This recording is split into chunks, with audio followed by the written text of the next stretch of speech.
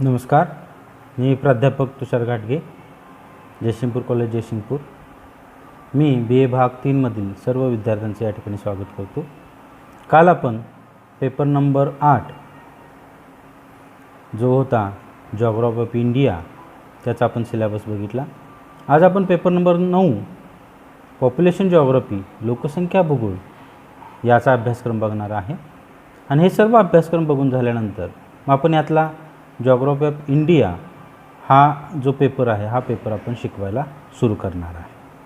प्रथमतः आपण या ठिकाणी मॉड्यूल वाईज हा पॉप्युलेशन जॉग्राफीचा जो सिलेबस आहे त्याच्यावर चर्चा करूया.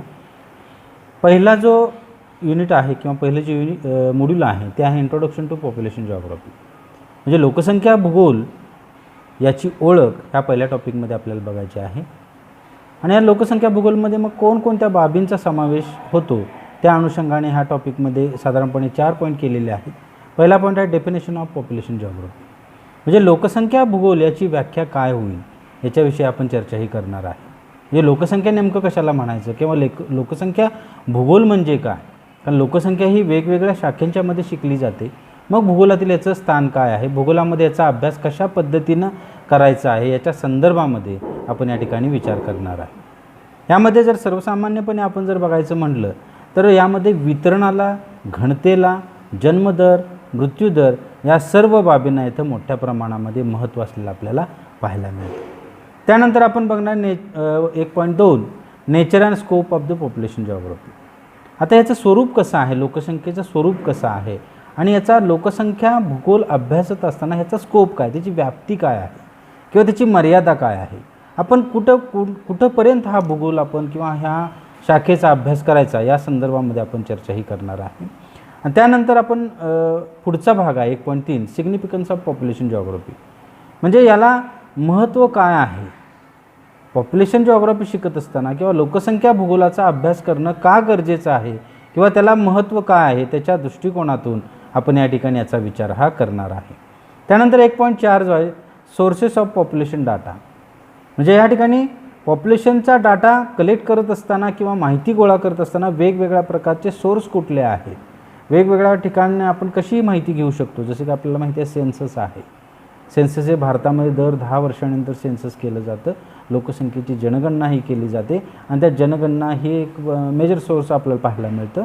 आणि त्या अनुषंगाने वेगवेगळे पब्लिश्ड अनपब्लिश्ड जे डाटा आहेत त्या डाट्यांचा आपण या ठिकाणी विचार हा करणार आहे.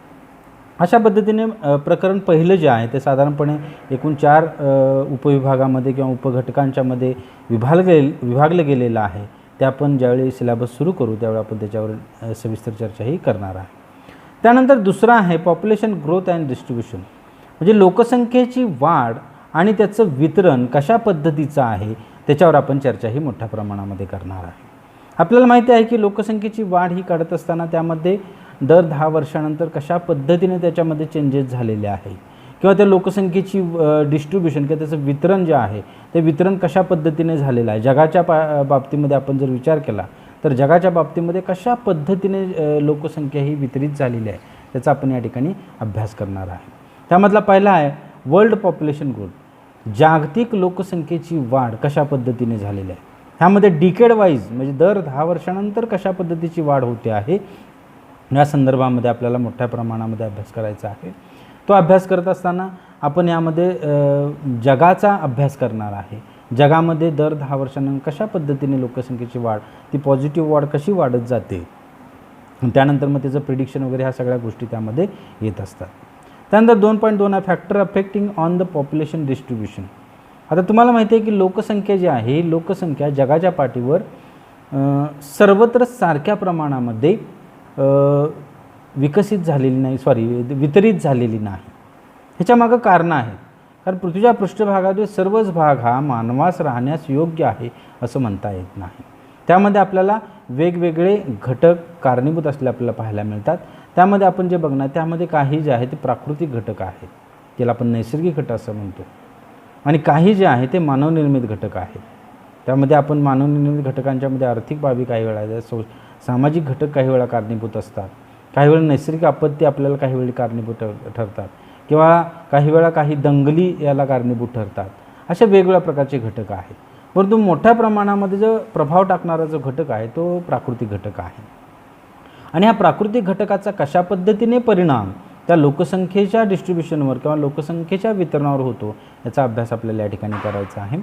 त्यानंतर 2.3 जो आहे population distribution of the world, म्हणजे लोकसंख्येचे जागतिक लेवलचं वितरण कशा पद्धतीचं आहे, म्हणजे कोणत्या खंडामध्ये किती पॉप्युलेशन वितरित झालेली आहे, किंवा आपण जर प्राकृतिक विभाग जर पाडले, आपण सपोज जर आपण विषुववृत्तीय प्रदेश, समशीतोष्ण कटिबंधीय प्रदेश, शीत प्रदेश असे विभाग पाडले तर त्यामध्ये कशा पद्धतीने डिस्ट्रीब्युशन आहे, किंवा आपण खंडवाईज डिस्ट्रीब्युशन आपण बघू शकतो.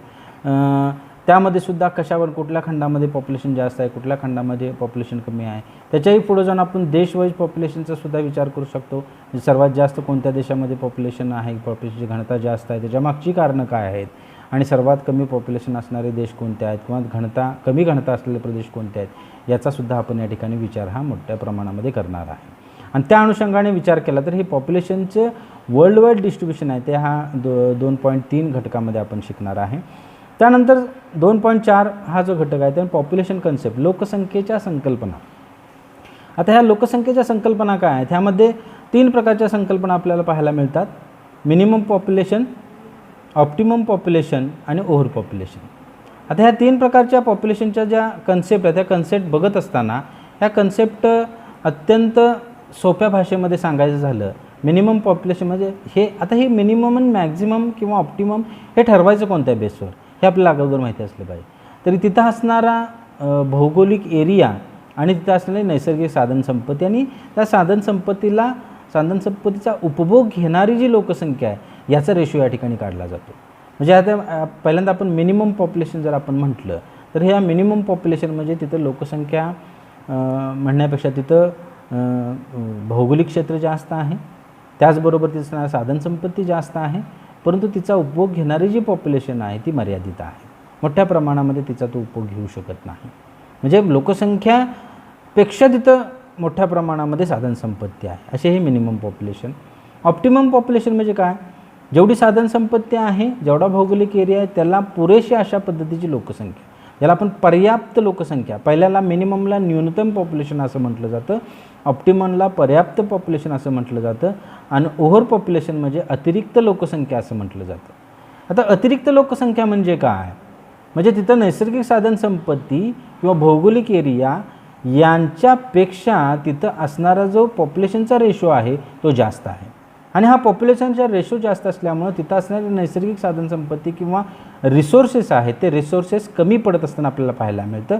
त्यामुळं लोकसंख्येवर मोठ्या प्रमाणामध्ये ताण पडत असताना आपल्याला पाहिलं. साधनसंपत्ती कमी पडते आहे, वेगवेगळ्या प्रकारच्या सेवा सुविधा देण्यासाठी तिथलं सरकार म्हणा किंवा तिथलं प्रशासन म्हणा त्या ठिकाणी मोठ्या प्रमाणाच्या अडचणी या ठिकाणी प्राप्त होत आहेत. त्यामुळे लोकसंख्या त्या ठिकाणी समस्या होत असल्या आपल्याला पाहायला मिळतं. अशा पद्धतीने युनिट नंबर 2 जो आहे त्या युनिट नंबर 2मध्ये आपण ह्या विविध बाबींचा या ठिकाणी अभ्यास करणार आहे. हा अभ्यास करत असताना आपल्याला ह्याचे वेगवेगळ्या प्रकारचे दाखले आपण वर्ल्ड वाईज या ठिकाणी आपण पाहणार आहे. त्यानंतर तिसरा जो आहे पॉप्युलेशन डायनॅमिक्स, म्हणजे लोकसंख्येचे या ठिकाणी गतिमानता म्हणा किंवा लोकसंख्येमध्ये होत असलेल्या वेगवेगळ्या प्रकारच्या हालचाली बदल हे कशा पद्धतीचे आहे त्याच्यावर सुद्धा आपल्याला विचार विमर्श करायचा आहे. त्यामधला पहिला कन्सेप्ट ऑफ पॉप्युलेशन डायनॅमिक्स, म्हणजे पॉप्युलेशन डायनॅमिक्स म्हणजे काय याची पहिल्यांदा आपल्याला संकल्पना माहिती असली पाहिजे. म्हणजे ह्यामध्ये आपल्याला बघणार आपण जन्मदर, मृत्यूदर, म्हणजे ह्यामध्ये असे होत असणारे जे बदल आहे त्या बदलांचा विचार या ठिकाणी आपल्याला करायचा आहे. आणि तो बदलांचा विचार करत असताना त्या कशा म्हणजे जन्मदर कसा काढला जातो, मृत्यूदर कसा काढला जातो या गोष्टींचा आपण या ठिकाणी विचार हा करायचा आहे. त्यातला पहिला आहे 3.1 ही पॉप्युलेशन डायनॅमिक्स. 3.2 आहे ते फर्टिलिटी कन्सेप्ट अँड टाईप्स. ह्यामध्ये आपण प्रजनन क्षमता आपण बघणार आहे. म्हणजे प्रजनन क्षमता म्हणजे काय, फर्टिलिटी रेट म्हणजे काय हे जर आपल्याला बघायचं असेल त्याची संकल्पना आपल्याला पहिल्यांदा काढता आली पाहिजे आणि त्यानंतर त्याचे प्रकार आपल्याला काढता आले पाहिजे. आणि त्या प्रकारवाईज काय करायचं आपण त्याचं वेगवेगळ्या प्रकारचं विश्लेषण या ठिकाणी करणार आहे. त्यानंतर ह्या प्रजनन क्षमतेवर परिणाम करणारे घटक कोणकोणते आहेत, प्रजनन क्षमता मोजायची कशी आणि त्याची कारणं काय काय आहेत प्रजनन क्षमता वाढण्याची किंवा कमी होण्याची ती सुद्धा आपल्याला या ठिकाणी बघायचं आहे. त्यानंतर 3.4 जो आहे तो मॉर्टेलिटी रेट म्हणजे मृत्यूदराची संकल्पना काय आहे, त्याचे प्रकार कोणते आहेत, त्याची कारणं काय आहेत, त्याचे इफेक्ट्स कोणकोणते, त्याचे परिणाम काय काय होणार आहेत आणि तो मृत्यूदर मोजला कसा जातो. अशा पद्धतीचा अभ्यासक्रम ह्या मॉड्यूल 3मध्ये पॉप्युलेशन डायनॅमिक्समध्ये आपण बघणार आहे. आणि त्यानंतर शेवटचा जो घटक आहे तो पॉप्युलेशन कॉम्पोजिशन. आता आपल्याला माहिती आहे लोकसंख्या मोजत असताना त्याचे वेगवेगळ्या प्रकारचे आपण काय करत असतो, क्रायटेरिया लावून ते लोकसंख्या आपण मोजत असतो. आणि ही लोकसंख्या मोजत असताना आपल्याला एक गोष्ट लक्षात येते की लोकसंख्या फक्त आपण संख्या मोजत नसतो, तर त्यामध्ये आपण वेगवेगळ्या प्रकारचं डिस्ट्रीब्युशन करत असतो. हे वेगवेगळ्या प्रकारचं डिस्ट्रीब्युशन करत असताना सर्वसामान्यपणे आपण डिस्ट्रीब्युशन करतो ते म्हणजे एज वाईज डिस्ट्रीब्युशन करतो. आपल्याला माहिती आहे वेगवेगळ्या प्रकारचे वयोगट आपण पाडून त्याचा अभ्यास करतो. पॉप्युलेशन पिरॅमिड शिकत असताना आपण काही वयोगट पाडलेले असतात. जसे की आपण सर्वसामान्यपणे बघितले की आपण लहान मुले किंवा बालके, त्यानंतर प्रौढ किंवा कामकरी वर्ग आणि त्यानंतर वृद्ध, असे सर्वसामान्यपणे 3 ग्रुप तर आपण किमान पाडत असतो. म्हणजे 14 किंवा 18 वर्षापर्यंतचा एक ग्रुप पाडतो, 18 ते 60 वर्षापर्यंतचा एखादा ग्रुप पाडतो आणि 60पेक्षा जास्त वयोगटाचा सर्वसामान्यपणे ग्रुप पाडले जातात. त्याच्याही पेक्षा अजून डीपमध्ये अभ्यास करत असताना मग परत त्यामध्ये सुद्धा आपल्याला जास्त वयोगट आपल्याला पाडता येतात. पण सर्वसामान्यपणे आपण हे 3 वयोगट तर आपण पाडत असतो आणि त्या वयोगटानुसार आपण अभ्यास करत असतो. म्हणजे या ठिकाणी आपल्याला पहिल्यांदा कॉम्पोजिशनमध्ये आपण जर बघितलं पॉप्युलेशन कॉम्पोजिशनमध्ये, यामध्ये त्याला आपण कॉम्पोजिशन म्हणजे संरचना आपण लोकसंख्येची असे म्हणतो. ही लोकसंख्येची संरचना बघत असताना यामध्ये वयाला अत्यंत महत्त्वाचं स्थान प्राप्त झालेलं आहे. आपल्याला माहिती आहे की पॉप्युलेशन पिरॅमिड हा ॲक्च्युली पिरॅमिडसारखा दिसला पाहिजे तरच ते जे राष्ट्र आहे ते राष्ट्र प्रगत समजलं जातं. म्हणजे या ठिकाणी तुमचा जो पाया आहे म्हणजे बालकांचं प्रमाण तिथं सर्वाधिक असलं पाहिजे. त्यानंतर मधला जो भाग आहे तो कामकरी वर्ग हा त्याच्यापेक्षा बालकांच्यापेक्षा थोडं संख्येनं कमी असला पाहिजे. आणि वरचा जो घटक आहे तो वरचा घटक म्हणजे ओल्ड एज पॉप्युलेशन आपण ज्याला म्हणतो किंवा वृद्ध लोक म्हणतो, ह्यांचं प्रमाण थोडं कमी असलं पाहिजे. आता हे तसं अमानवीय वाटतं, परंतु हीच नैसर्गिक जर साखळी आपल्याला जर टिकवायची असेल तर अशा पद्धतीचे हे पिरॅमिड्स असणं गरजेचं आहे. त्याचबरोबर त्यामध्ये सेक्स रेशोसुद्धा अत्यंत महत्त्वाचा आहे. म्हणजे आपण सेक्सचा अभ्यास करतो असतो, सेक्स म्हणजे लिंग.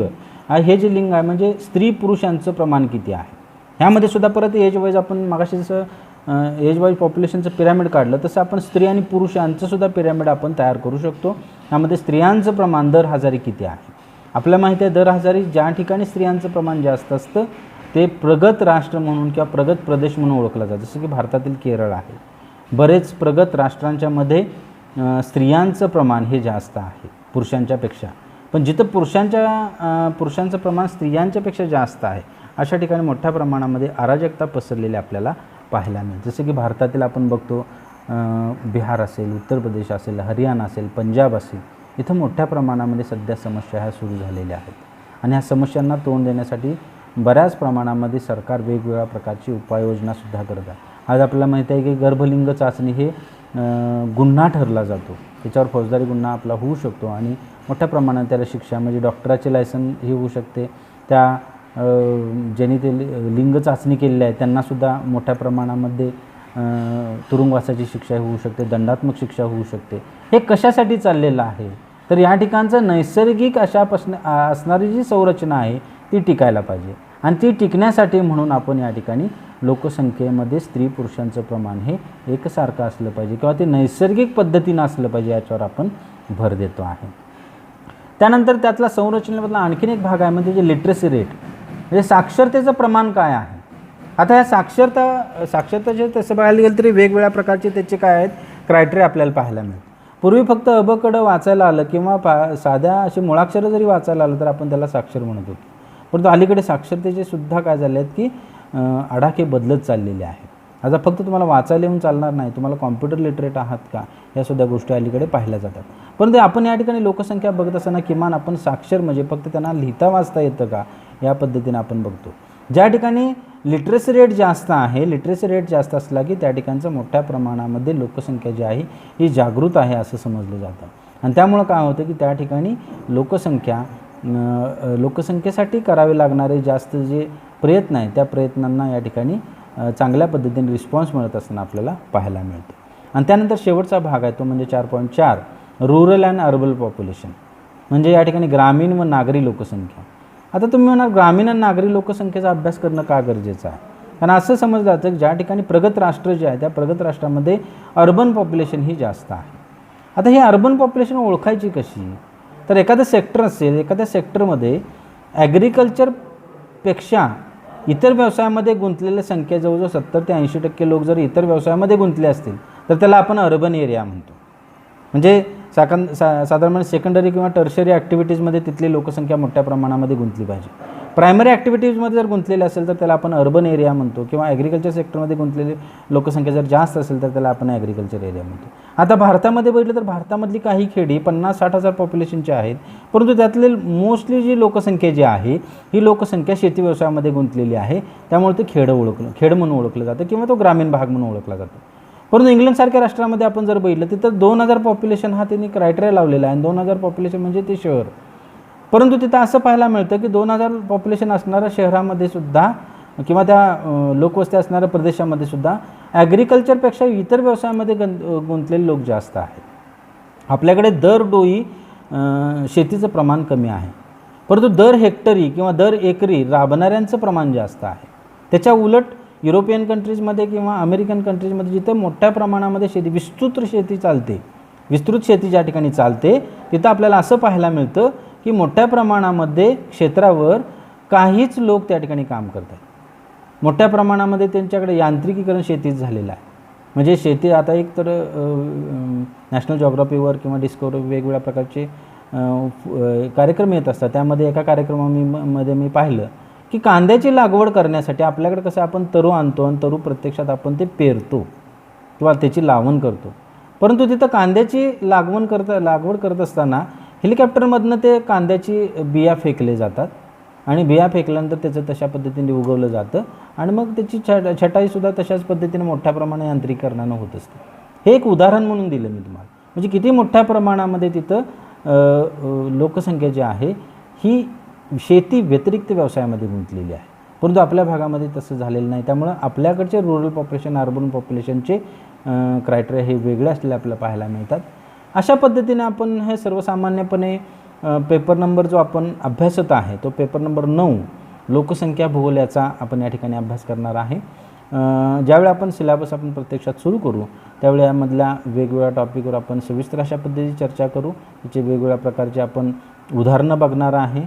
जगामध्ये काय चाललेलं आहे याचासुद्धा आपण आढावा घेणार आहे. धन्यवाद.